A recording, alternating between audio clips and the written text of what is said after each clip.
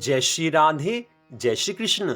मंदिर श्री बंसी वाले महात्मा यूट्यूब चैनल की ओर से हम आप सभी भक्तों का हार्दिक अभिनंदन करते हैं। आज हम आपको सुनाने जा रहे हैं श्री वैशाख मास महात्म्य के 19वें अध्याय की परम पावन कथा। श्री वैशाख मास महात्म्य के अध्याय 1 से लेकर अध्याय 18 तक की कथा को आप हमारे चैनल पर सुन चुके हैं। तो अब 19वें अध्याय की परम पावन कथा। लेकिन उससे पहले एक छोटा सा निवेदन, मंदिर श्री बंसी वाले महात्मा यूट्यूब चैनल को कृपया आप सब्सक्राइब कर लीजिए ताकि भगवान की अनेकों कथाओं को आप सुन सकें। तो अब 19वें अध्याय की कथा इस प्रकार है।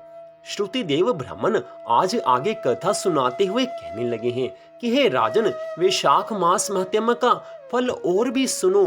पांचाल देश के राजा भूरी यश का पुत्र पुरु यश नाम वाला अत्यंत पुण्यात्मा तथा बुद्धिमान था। पिता की मृत्यु होने पर वह राजा बन गया। धर्म पूर्वक पृथ्वी का राज्य करता था, परंतु पूर्व जन्म में उसने जलदान नहीं किया था, इसलिए उसकी सारी संपत्ति नष्ट हो गई है। इस प्रकार उसे बलहीन अवस्था में देखकर उसके कई शत्रु राजाओं ने उस पर आक्रमण कर दिया। बेचारा राजा पराजित होकर अपनी शिखनी रानी और कुछ साथियों सहित पर्वत की एक ऐसी गुफा में जाकर छिप गया जिसका रास्ता कोई नहीं जानता था। राजा ने बड़ी दुख के साथ, बड़ी व्याकुलता के साथ वहां पर 53 वर्ष व्यतीत किए हैं। धर्मात्मा राजा था, लेकिन पहले जन्म के पाप के कारण उसको ऐसा दुख प्राप्त हुआ है। अब राजा के मन में ये चिंता उत्पन्न हुई है कि मैं जन्म और कर्म से तो शुद्ध हूँ। श्री हरि भगवान की कृपा से मेरा जन्म भी अच्छे कुल में हुआ है, परंतु ना जाने मेरे सब पुरुष कहाँ गए। मैंने ऐसा कौन सा पाप किया है जिसके कारण घोर दरिद्रता और पराजय हुई है तथा वनवास के दुख मुझे सहने पड़ रहे हैं। अपनी समझ में मैंने इस जन्म में कोई ऐसा पाप कर्म नहीं किया कि जिसके कारण मुझे ऐसा दुख प्राप्त होता। इस प्रकार वह राजा अपने गुरु महाराज का स्मरण कर रहा था। ठीक उसी समय दो मुनीश्वर याज और उपयाजक नाम वाले वहां आकर उपस्थित हुए हैं। वनवास से दुखी, राज चिन्ह से हीन, वन के मार्ग को न जानने वाला वह राजा थोड़ी देर चुपचाप खड़ा रहा और फिर रोता हुआ उनके चरणों में गिर गया है। तब दोनों मुनियों ने उस राजा को पकड़कर उठाया है। इसके पश्चात राजा ने वन के पुष्पों से विधिवत उन मुनियों का पूजन किया है। बड़ी श्रद्धा भावना से उनको साष्टांग प्रणाम किया है। धर्म में तो वो राजा लगा ही हुआ था, इसलिए ऋषि मुनियों का सत्कार कैसे करते हैं, ऋषि मुनियों का सम्मान कैसे किया जाता है, वो सब जानता था। इसलिए उसने पूरी श्रद्धा भावना से उन मुनियों को प्रसन्न किया है। दोनों मुनि बैठ गए तो राजा ने बड़ी नम्रता से उनसे प्रश्न किया है कि हे महाराज, मैं जन्म से तो शुद्ध हूँ, पितरों और देवताओं का पूजन भी करता हूँ, पाप से सदा डरता आया हूँ, प्राणियों पर दयावान, अपने गुरु महाराज की भक्ति में प्रीति रखने वाला हूँ। फिर क्या कारण है कि मैं ऐसा दरिद्र हो गया हूँ? मेरा सब राज्य कोष नष्ट हो गया, शत्रुओं ने मुझको जीत लिया, वन का वासी अकेला क्यों रह गया? मेरे पुत्र, पौत्र, भाई, बंधु कोई नहीं रहा। मैं निष्पाप होकर राज्य कर रहा था, फिर भी मेरे राज्य में अकाल क्यों पड़ गया? मुझे ऐसा दुख क्यों उठाना पड़ रहा है? मेरी समझ में मैंने जीवन भर ऐसा कोई पाप नहीं किया कि जिसके कारण मेरी ऐसी अवस्था हो सके। इसका कारण आप विस्तार पूर्वक मुझे कहिए, क्योंकि ऋषि मुनि संत महात्मा तो भूत भविष्य वर्तमान की सब बातें जानने वाले होते हैं। इसलिए हे प्रभु, आप कृपा करके मुझे इसका कारण कहिए और मेरे दुखों को दूर कीजिए। आज राजा के ऐसे वचन सुनकर थोड़ी देर सोचकर वह दोनों मुनि याज और उपयाजक नाम वाले कहने लगे हैं कि हे राजन, तू अपने दुख का कारण सुन।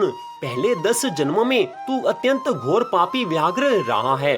10वें जन्म में भी तू बड़ा कठोर हृदय व्याघ्र का जन्म धारण कर प्राणियों का वध करने में यमराज के तुल्य था।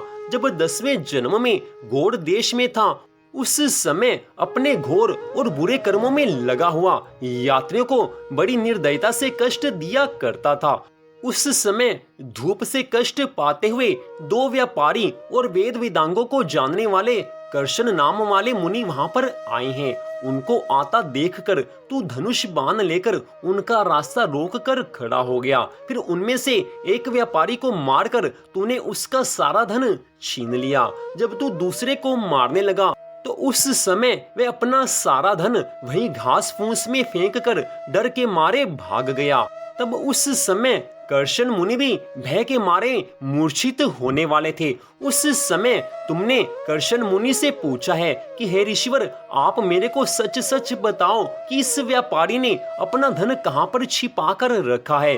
अगर तुम मुझे इसके धन के बारे में नहीं बताओगे तो मैं तुम्हारा वध कर दूंगा। हे मुनि, तुम्हारे फटे वस्त्र और टूटे बर्तनों को लेकर भी मैं क्या करूंगा? तुम केवल यही बताओ कि इस व्यापारी ने धन को कहां पर छिपाया है। यदि तुम सही सही नहीं बताओगे तो निश्चय ही इसी समय मैं तुम्हें मार डालूंगा। उस समय कर्षण मुनि ने उत्तर दिया है कि इस व्यापारी ने धन को यहीं पर घास फूस में छिपा दिया है और स्वयं यहाँ से भाग गया है। व्याघ्र ने ऋषि से कहा है कि तुम निडर होकर सुख पूर्वक यहाँ से चले जाओ।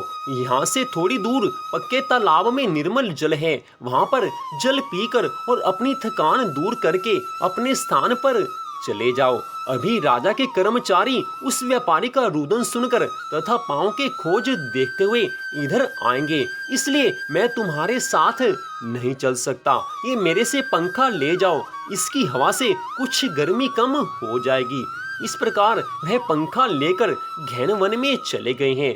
यद्यपि तुमने कार्यवश उसकी सेवा की थी, परंतु वे शाख मास की प्रचंड धूप में तुम्हारे द्वारा की गई इस सेवा के कारण तेरा जन्म विशाल राजवंश में हुआ है। यदि तेरी इच्छा अब सुख, राज्य, धन धान्य, लक्ष्मी, स्वर्ग या सायुज्य मुक्ति पाने की है तो वैशाख मास के सब धर्मों का पालन करो। वैशाख मास में अगर तुम सब धर्मों का पालन करोगे तो पहले की तरह संपूर्ण सुख प्राप्त कर सकोगे। इस वैशाख मास का दूसरा नाम माधव मास भी है। हे राजन, इस वैशाख मास में तत्काल ब्याई हुई गौ को ब्राह्मण को दान देने से तेरे सारे कोष तत्काल भर जाएंगे। क्षत्रिय के दान से तुझको राज्य की प्राप्ति होगी। वैशाख मास के इस पावन समय में विधिवत स्नान कर माधव भगवान की पूजा करके और भगवान की सुंदर दिव्य प्रतिमा के दान से तेरी विजय होगी। यदि तेरी इच्छा अपने समान पुत्रों की है तो तू सब प्राणियों के हित के लिए प्याऊ लगवाना। हे राजन, इन वैशाख मास के सब धर्मों के पालन करने से समस्त लोक तेरे वश में हो जाएंगे। इतना कहकर दोनों कुल पुरोहित याज और उपयाजक नाम वाले अपने अपने स्थान को चले गए हैं। उस समय वह महापराक्रमी राजा कुल पुरोहितों के कहने के अनुसार वैशाख मास के सब धर्मों का पालन करने लगा है, भगवान की पूजा करने लगा है। पूरी तरह से वैशाख मास के अर्थात माधव मास के सब नियमों का उसने पालन किया है और उसके प्रभाव से राजा ने अपनी बची हुई सेना को लेकर पांचाल नगरी में प्रवेश किया है। इस प्रकार राजा पुरुयश ने अपना खोया हुआ सारा राज्य पुनः प्राप्त किया है। जो धन संपत्ति, जो वैभव, जो सुख वैभव भोग विलास की सारी वस्तुएं उसके पास से पहले थी, उससे बढ़कर उसको राज सुख प्राप्त हुआ है। उसने उन दोनों मुनियों को मन ही मन प्रणाम किया है कि जिनके वैशाख मास के नियमों के बतलाने के कारण राजा को ये सारी संपत्ति और राज्य का सुख पुनः प्राप्त हुआ है।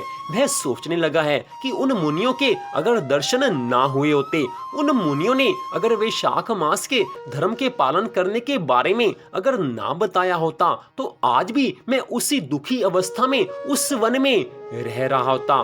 बार बार वो उन मुनियों को धन्यवाद कर रहा है।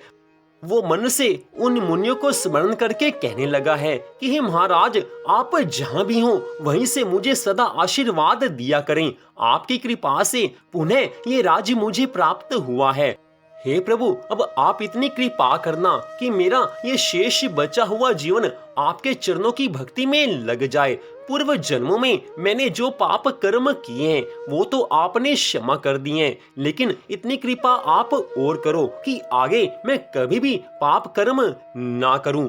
मेरा मन सदा आपकी भक्ति में लीन हो, मैं सदा सर्वदा आपके नामों का गुणगान करता रहूं, सदा वैशाख मास के सभी नियमों का पालन करूं, ताकि आपकी कृपा मुझ पर बनी रहे। हे प्रभु, ऐसा आशीर्वाद दीजिए कि मेरे वंश में आगे जितने भी लोग हों वो सदा आपकी भक्ति करें, आपकी पूजा किया करें। हे प्रभु, मेरे मन में एक यही अभिलाषा है कि जन्म जन्मांतर आपके चरण कमलों की भक्ति सदा करता रहूं। तो इस प्रकार वैशाख मास महात्म्य के 19वें अध्याय की कथा का यहीं पर विश्राम होता है। वैशाख मास के धर्मों का पालन करने मात्र से कैसी भगवान की कृपा होती है वो इस कथा में बताया गया है। आपने इस कथा को सुना, आपको भी एहसास हुआ होगा कि हमें भी वैशाख मास के सब धर्मों का पालन करना चाहिए, ताकि भगवान की हम सब पर कृपा बनी रहे। पहले के जन्मों में हमने जो पाप कर्म किए हैं उन सभी पाप कर्मों का नाश वैशाख मास में भगवान की भक्ति करने से हो जाता है। आपसे एक छोटा सा निवेदन, मंदिर श्री बंसी वाले महात्मा यूट्यूब चैनल को आप सब्सक्राइब कर लीजिए, ताकि भगवान की अन्य कथाओं को आप सुन सकें। तो इस कथा को सुनने के लिए आप सबका हार्दिक धन्यवाद। भगवान श्री राधा कृष्ण जी की अनंत कृपा सदा आप सब पर, आपके परिवार पर बनी रहे। इसी मंगल कामना के साथ जय श्री राधा रानी सरकार की, जय श्री कृष्ण भगवान की, जय श्री वैशाख मास महात्म्य की, जय जय श्री राधे, जय जय श्री राधे, जय जय श्री राधे श्याम।